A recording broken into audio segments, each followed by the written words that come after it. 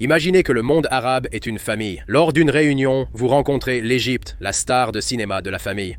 Vous rencontrez le Liban. Elle est comme la sœur sexy qui fait du mannequinat. L'Irak et l'Iran sont les vieux sages qui détiennent les livres des secrets anciens du monde. Demandez à toutes ces personnes qui est la Mauritanie. Puis ils se figent tous un peu et pour la première fois, les Arabes restent muets. Et puis finalement, l'Algérie s'avance et l'Algérie dit « Hein? Eh bien, c'est comme le gars qui porte du bleu et qui écrit de la poésie tout le temps bien « Nous ne sommes pas sûrs, bien nous le laissons un peu tranquille. » Et puis la Mauritanie arrive de derrière et dit « Bien, c'est comme ça que je l'aime, bienvenue au pays du vent et des poètes, Mauritanie. »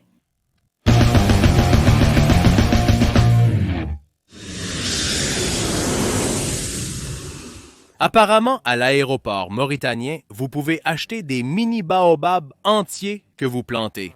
Pour cette aventure, j'ai fait équipe avec mon meilleur ami Gus, qui dirige des expéditions avec Touré Mauritanie, l'un des meilleurs groupes de voyage organisés de Mauritanie, car les douanes américaines ne me permettraient pas d'avoir cela. Nous avons invité 18 de nos abonnés à un voyage exclusif dans l'obscure nation de Mauritanie pour vivre ce que peu de gens ont jamais vu auparavant.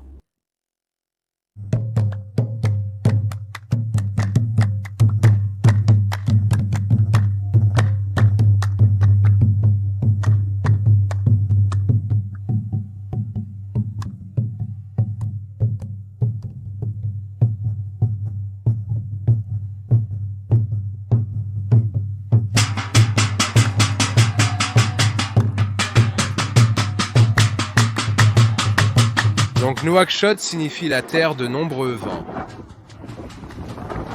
On constate qu'il y a beaucoup de vent ici. C'est la capitale de Nouakchott, où l'Atlantique froid rencontre le Sahara impitoyable. Les conditions atmosphériques extrêmes en font l'un des endroits les plus venteux du monde. Le vent était si fort que je ne pouvais pas faire voler mon drone pour vous montrer une vue aérienne comme sur ces photos. Le vent crée un voile de sable perpétuel qui plane sur l'horizon chaque jour. Vous ne voyez donc jamais un vrai coucher de soleil, mais plutôt une sorte de voile qui se pose. En réalité, le vent joue un rôle essentiel dans l'afflux surprenant d'investissements étrangers dans ce pays de plus d'1 million de kilomètres peuplé de seulement 5 millions d'habitants. La Mauritanie est un pôle énergétique majeur en Afrique grâce à son fort potentiel en énergie éolienne et solaire. Grâce à leur zone de libre-échange et leur stabilité politique, ils sont devenus des acteurs majeurs pour de nombreux accords internationaux. Partout dans la ville, il y a de la construction et du développement avec des échafaudages et du béton coulé. Ils ont même leur propre monnaie, l'Oujia. Ils ont rejeté le franc CFA lorsqu'il a été introduit dans les années 70 à leurs homologues de la Communauté économique des États de l'Afrique de l'Ouest en Afrique de l'Ouest. Cela révèle leur vision de la souveraineté monétaire. Malgré leur drame passé, il semble que quelque chose se trame ici. J'ai donc rencontré Baba, mon Mauritanien de référence, pour sonder son esprit sur ce sujet fascinant. Voici mon Mauritanien de référence, monsieur Baba. Salut tout le monde, je suis Baba, je viens de Mauritanie. D'accord, donc Baba, ma première question est, peux-tu expliquer un peu plus sur la démographie sociale de la Mauritanie? C'est un peu comme, c'est comme les Bidans et les Haratins et les Arabes, mais c'est aussi africain et les Maures.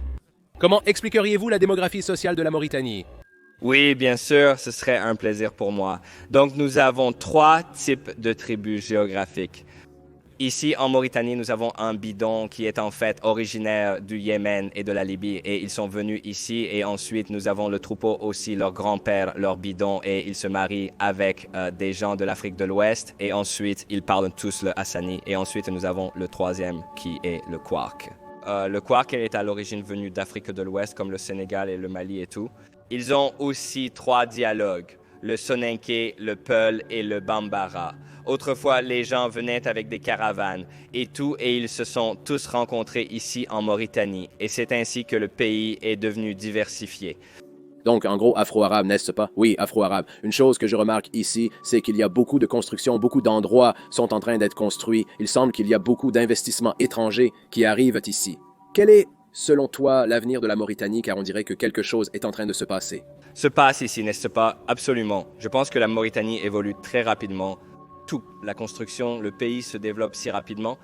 La situation actuelle est identique à ce qui s'est produit au Kenya il y a 30 ans, lors de l'essor de la ville et de toutes les constructions. Donc beaucoup d'investisseurs, beaucoup de chercheurs d'opportunités viennent ici dans ce pays. Je pense que la Mauritanie aura un grand potentiel dans les 2-3 prochaines années. Qu'avez-vous vu ces dernières années pendant que tout cela se passait? Je veux dire, il y a beaucoup des entreprises étrangères qui sont venues ici pour investir, comme Cosmos Innovations. Récemment, le grand hôtel Sheraton, aussi appelé Shane, est également venu s'installer ici. Donc, définitivement, c'est le bon moment pour faire quoi que ce soit en Mauritanie. Et le truc, c'est que comme nous ouvrons juste au monde, mec. Donc, ouais, nous avons une plage de 700 km de côte et nous avons le désert et nous avons des oasis et des montagnes. La Mauritanie, pays fascinant, est l'une des destinations les moins fréquentées au monde. Mais comme il offre vraiment beaucoup, et comme le site de l'UNESCO, comme Shingiri et quoi, et ils sont vraiment intéressants. Donc définitivement, c'est en plein essor depuis le Covid, comme les 2-3 dernières années. Ça va tellement vite maintenant, et je pense qu'à partir de l'année prochaine aussi, ça va être encore mieux. Donc ouais, ok, attends, stop. Il a mentionné les sites de l'Organisation des Nations Unies pour l'éducation, la science et la culture et les oasis. On devra vérifier ces informations, mais d'abord, je dois m'habiller pour l'occasion. D'accord, tu viens demain, Tania, tu fais une chose, tu prends un boubou, où est-ce la tête, voilà. Donc, de tous les peuples du désert dans le monde, les Mauritaniens ont les vêtements les plus ventilés. Jamais vu, c'est un boubou. Il y a une énorme fente de chaque côté de cette chose. Il est presque toujours bleu. Regardez, c'est tellement flottant, ça vous rafraîchit, ça vous protège du soleil. C'est vraiment la meilleure chose à porter dans ce cas. Dans ce climat, j'adore ces boubous. Regardez, je peux voler.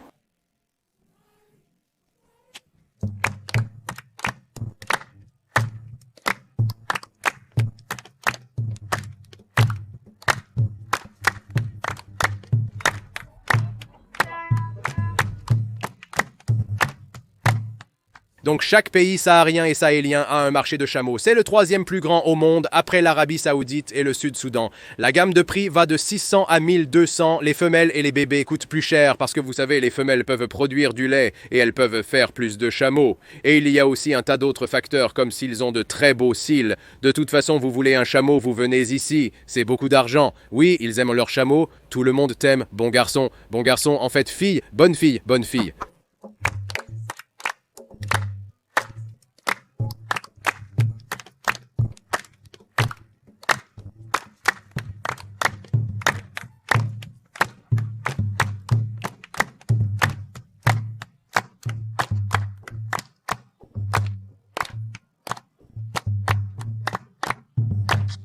Donc, nous sommes ici à Aswagadoun. Toute l'équipe est là, tout le monde est prêt à l'escalader. Vous êtes contents? Vous êtes excités? Oui. Vous connaissez tous la danse du verre.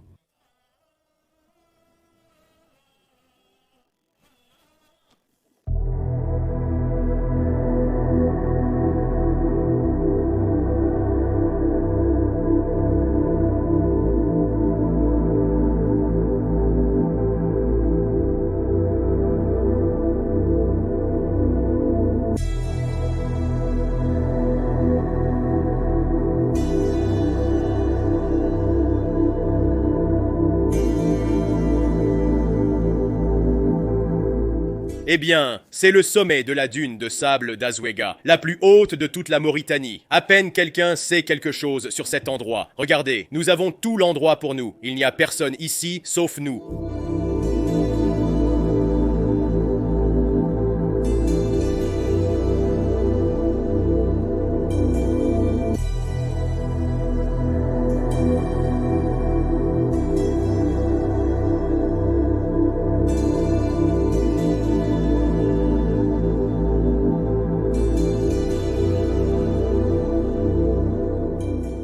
Il n'y a que 2 endroits dans le monde où je suis allé qui ont été aussi calmes, sereins et pittoresques. Le canyon de Yangjikala en Turkménistan et maintenant la dune de sable d'Azouega en Mauritanie.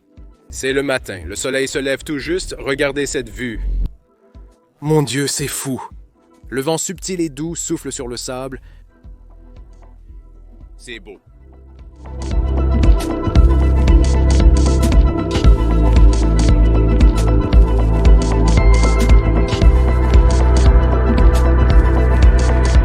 Et c'est essentiellement une halte mauritanienne. C'est là où vous allez pour simplement vous détendre, peut-être prendre quelques collations, peut-être acheter quelques souvenirs. Voici à quoi ressemble une tente bédouine. Nous mangeons des dattes avec de la chèvre écrasée. Je dois absolument essayer ça. Attends, et trempe-le dans le truc au yaourt. Oui, d'accord. Oh, c'est comme du beurre, n'est-ce pas? Oh, j'aime ça, des dattes écrasées avec de la chèvre avec une sauce au beurre de yaourt. C'est vraiment bon. J'aime qu'ils nous laissent prendre du thé et des collations et acheter quelques petits objets d'artisanat. C'est génial et tellement confortable. J'adore ça. Ils doivent faire mousser le thé. Et ils doivent mettre de la mousse sur le dessus. Dis bon, c'est bon. Merci, c'est super gentil. Donc vous allez probablement voir beaucoup de ces choses sur les marchés. Qu'est-ce que c'est ces choses en bois? Avec des motifs complexes, ce sont les sièges des femmes sur les chameaux. Donc ils mettent ces choses-là, ils les posent sur la bosse. Les femmes s'assoient là. En Mauritanie, il y a des sièges exclusifs pour les femmes sur les chameaux. Certains pensent que ce pays pourrait être l'emplacement de la cité perdue d'Atlantis, car toute cette région était autrefois sous l'eau. Nous avons quitté les dunes de sable d'Azouega, le territoire bédouin, et sommes sur le point d'entrer en territoire berbère. Les Bédouins vivent dans les tentes, les Berbères dans les montagnes, canyons et grottes.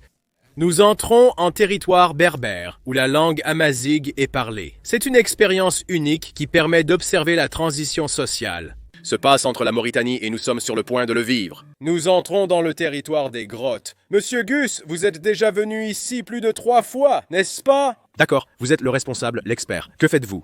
Quand vous pensez à cet endroit, à quoi vous attendez-vous? Que pensez-vous que les gens devraient savoir sur cet endroit? Super. Nous aurons une belle baignade relaxante, bien méritée après notre excursion dans les dunes de sable qui nous a laissés sales et malodorants. Nous avons transpiré sans prendre de douche. J'ai tellement hâte. Allons-y. C'est toujours le cas.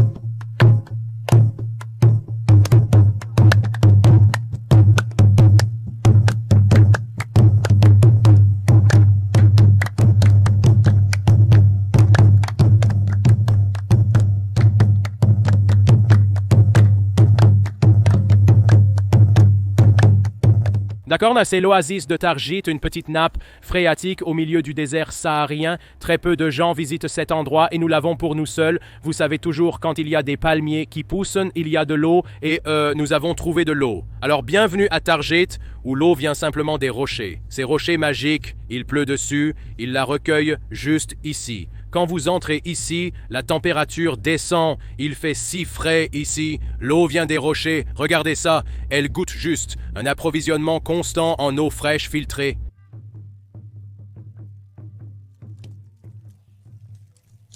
Parfait pour cette époque.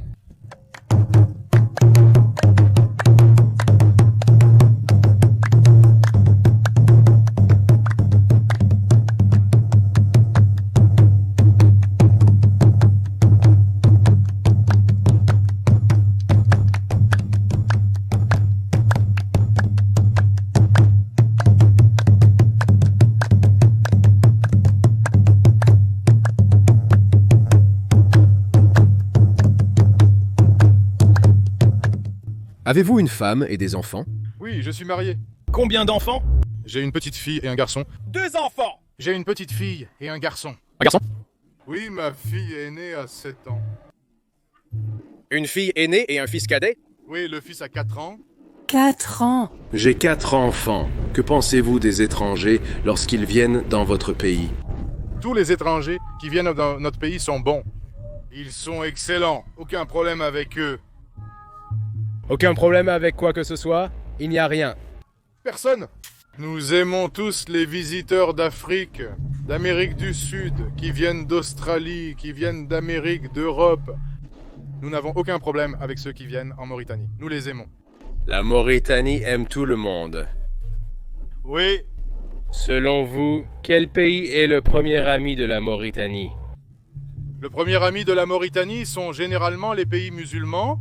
Musulman. Oui, comme l'Algérie, le Maroc, la Tunisie et la Libye.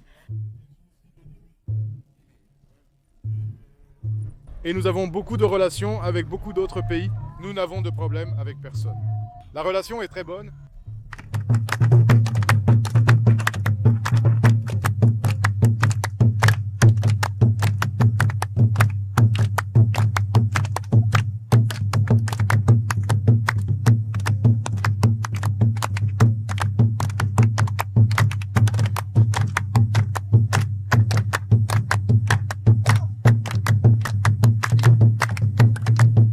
D'accord, c'est Chinguetti. 50, mission accomplie, nous sommes arrivés ici.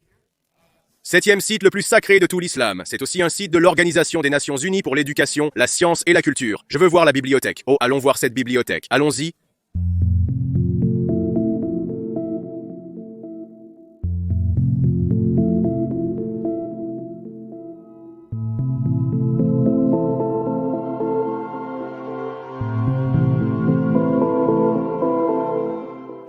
D'accord. Officiellement dans la bibliothèque de Tchingiri.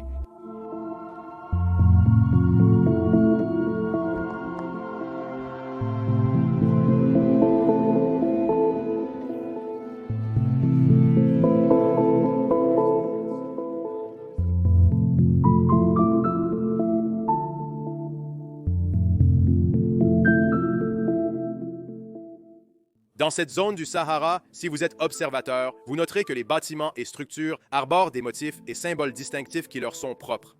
Dans les parties sud du pays, où se trouvent les peuples bédouins, vous trouverez des tickets, qui sont ces figures symboliques qu'ils mettent sur le sommet de leur toit pour signifier de quelle tribu ils viennent. Mais lorsque vous voyagez dans les régions berbères amazighes, vous remarquerez qu'ils incorporent beaucoup d'étagères en forme de triangle dans leurs murs, et des portes et des passages en forme de pics, des formes emblématiques qui ont été utilisées par ces peuples pendant des siècles. J'aime porter attention à ces détails subtils mais importants et les documenter lors de mes voyages de ce type. La Mauritanie est intéressante car c'est un désert très sec avec peu d'eau, mais leur protéine préférée reste le poisson. Voici le cheboujine, le plat national. C'est du poisson avec du riz, des légumes et une sauce piquante, et c'est délicieux. Dans ma vidéo sur la Mauritanie, j'ai toujours été curieux à ce sujet. Je vais maintenant l'essayer pour la première fois en le mangeant avec les mains comme les locaux. Et bien sûr, c'est vraiment bon. Oh mon Dieu, les épices, j'adore ça. Les marchés de Tchingiri, trépidantes choses du matin. En Mauritanie, la vie suit son cours. Les gens font leurs achats et les enfants vont à l'école. Ce qui est remarquable ici, c'est la grande gentillesse des habitants. Ils sont super détendus et ne vous jugent pas si vous êtes différent. Ils regardent les étrangers avec curiosité et veulent interagir avec vous sans aucun problème, contrairement à d'autres endroits où les gens vous regardent avec suspicion. En Mauritanie, les gens ont l'habitude d'être accueillants envers tout le monde. Ils nous ont reçus chaleureusement et ont été très hospitaliers avec nous. C'est juste comme ça, sauf moi, ceci. Et le seul gars avec qui j'ai un problème.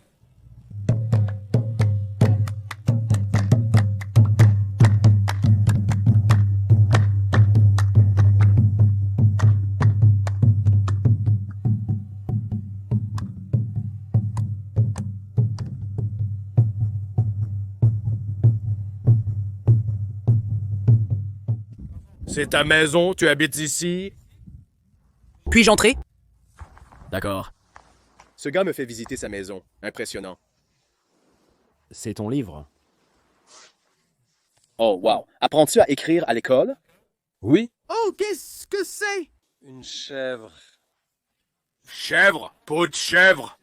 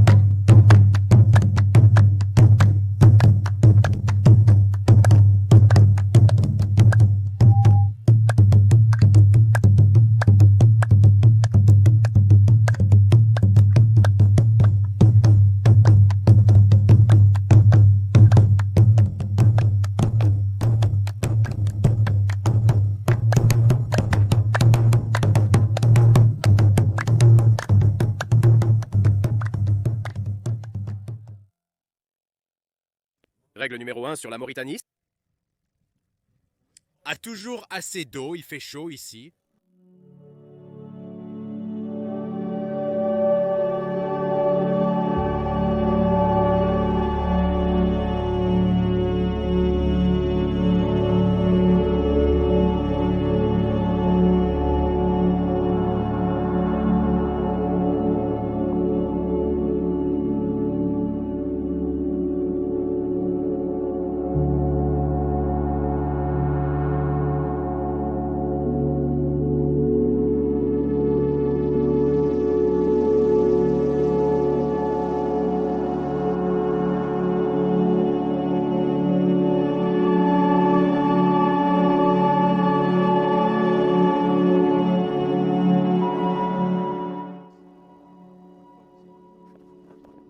Eh bien, me voici. Et c'est le plus grand monolithe d'Afrique, Benamara. C'est le deuxième plus grand au monde après Uluru en Australie, ici en Mauritanie. Aucun touriste à proximité. À l'intérieur, nous avons tout le lieu pour nous. Je suis content d'être ici.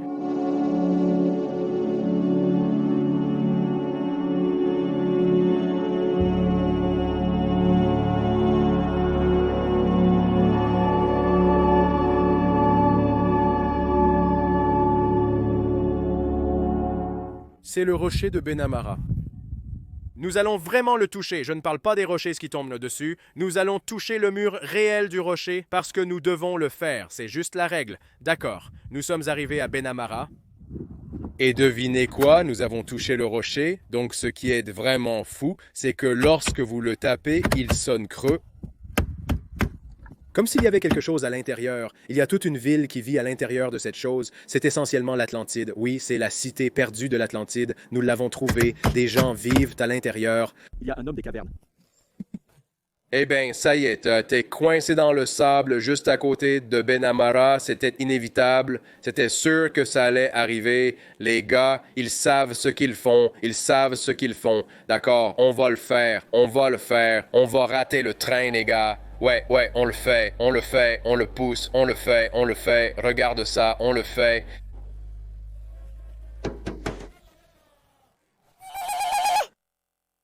Nous sommes dans un train de minerai de fer à Martinia, Gus. Pourquoi faisons-nous cela? Je n'ai aucune idée. Pourquoi m'entraînes-tu toujours dans ces situations étranges? Je dois juste le faire. Il doit juste le faire. Alors c'est le train de minerai de fer qui transporte le minerai de fer tout le long de Zarat jusqu'à la côte de Nuadhibu. Je ne suis pas la première personne à avoir fait cela et je ne serai pas la dernière. Il est devenu super célèbre il y a environ 10 ans. C'est le train le plus long du monde, s'étendant sur environ 2 miles, peut-être 2 à 3 kilomètres de long selon le jour. Nous devons arriver à la côte.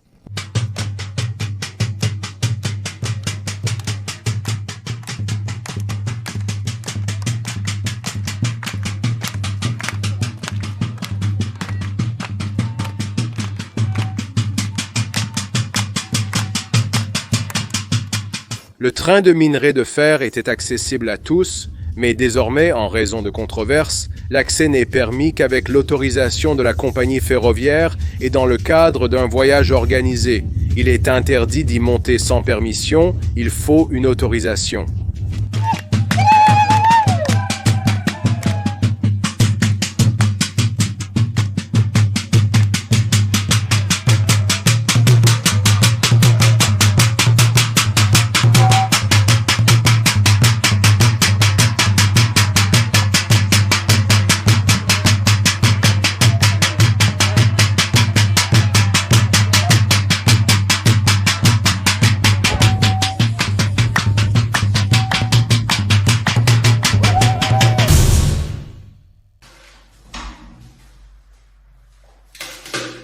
D'accord, voilà à quoi nous ressemblions avant. Juste après le trajet en train et...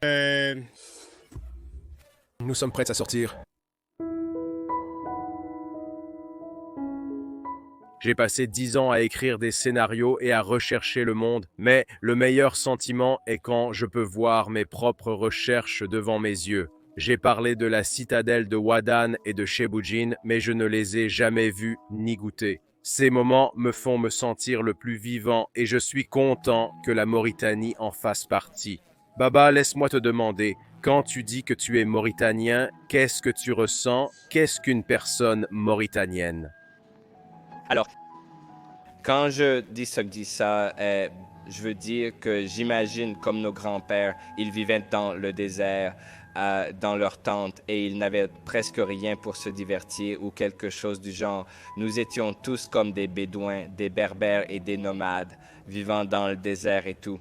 C'est ce que je ressens quand je dis Mauritanie, juste à propos de la nature, du sable, de la vie bédouine et des nomades. Oh oui.